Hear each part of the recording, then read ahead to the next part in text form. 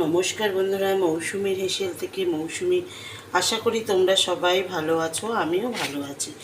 আজকে আমি তোমাদের একদম নিরামিষ নারকেল ভাজা করে দেখাবো। দেখো এখানে নারকেল ভাজার জন্য কি কি লাগছে।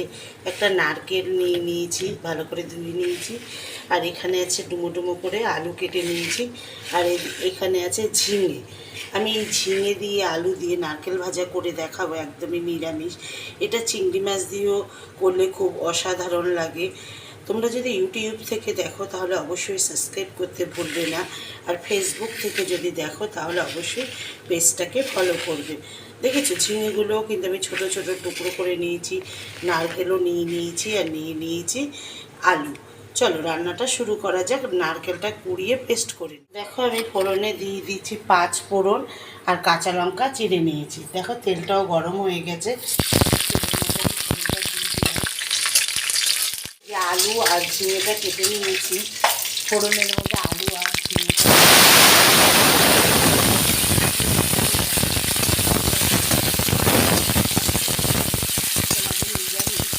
নারকেল ভাজা করে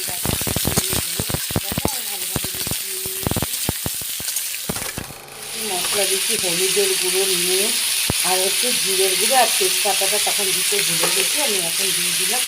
দিয়ে ভালো করে ঝিঙে আর আলুর সঙ্গে মিশিয়ে নিচ্ছি। দেখো নারকেলটাকে কুড়িয়ে পেস্ট করে নিয়েছি।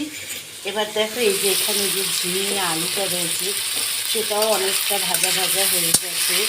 আমি কিন্তু আজকে তোমাদের নিরামিষ নারকেল ভাজা করে দেখাচ্ছি ঝিঙে দিয়ে। নারকেলটা পেস্ট করে রেখেছিলাম, নারকেলটা আমি দিয়ে দিলাম, ধোয়ার জন্য দেখা যাচ্ছে না। দেখো নারকেলটা দিয়ে দিলাম। এবার ভালো করে নারকেল আর ঝিঙে আলুর সঙ্গে মিশিয়ে নিচ্ছি। এবার অল্প পরিমাণ চিনি দিয়ে দিলাম। দেখো অল্প পরিমাণ চিনি দিয়ে দিলাম, দিয়ে ভালোভাবে নারকেল ঝিঙে এগুলো ভালো করে আমি মিশিয়ে নিচ্ছি। দেখেছো না নারকেল বাটাটা কিন্তু আমি পেস্টটা কিন্তু একদম মিহি করে করেছি। দেখো কালারটাও কিন্তু অসাধারণ এসছে। আমি কিন্তু কোনো মশলা ব্যবহার করিনি। তোমরা দেখলে আমি হলুদ, জিরের গুঁড়ো, নুন, স্বাদ মতন চিনি আর ফোড়নে দিয়েছিলাম 5 ফোড়ন, কাঁচা লঙ্কা আর একটা তেজপাতা। দেখেছো দেখো রান্নাটা কিন্তু একদম হয়ে গেছে। দেখেছো একটু কড়াইতে লেগে গেছে, যেহেতু নারকেল সেই কারণে একটু কড়াইতে লেগে গেছে। গন্ধটা কিন্তু অসাধারণ বেরিয়েছে। গরম গরম ভাতে খেতে কিন্তু দারুণ লাগবে। আমি যেভাবে আজকে তোমাদের নারকেল ভাজা ঝিঙে দিয়ে করে দেখালাম, তোমরাও কিন্তু এইভাবে নারকেল ভাজা ঝিঙে দিয়ে করবে নিরামিষ।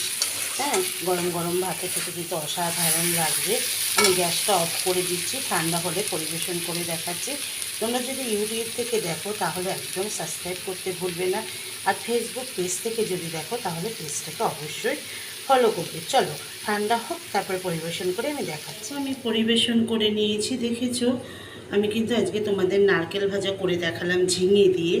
আমি যেভাবে করলাম তোমরাও এইভাবে অবশ্যই করো, করে কমেন্টস বক্সে কমেন্টস করে জানাবে যে নিরামিষ নারকেল ভাজাটা ঝিঙে দিয়ে তোমাদের কেমন লাগলো। দেখেছো আর আজকে ঘরে আমি কি রান্না করেছি দেখো। এই যে চাল পটল, আমি চাল পটল করেছি, নিরামিষই চাল পটল করেছি আজকে, যেহেতু বৃহস্পতিবার সেই কারণে নিরামিষ চাল পটল করেছি।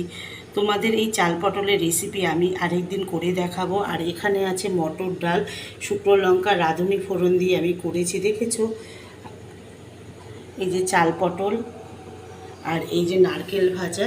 আজকের মতন আসি, নমস্কার। সবাই ভালো থেকো, সুস্থ থেকো।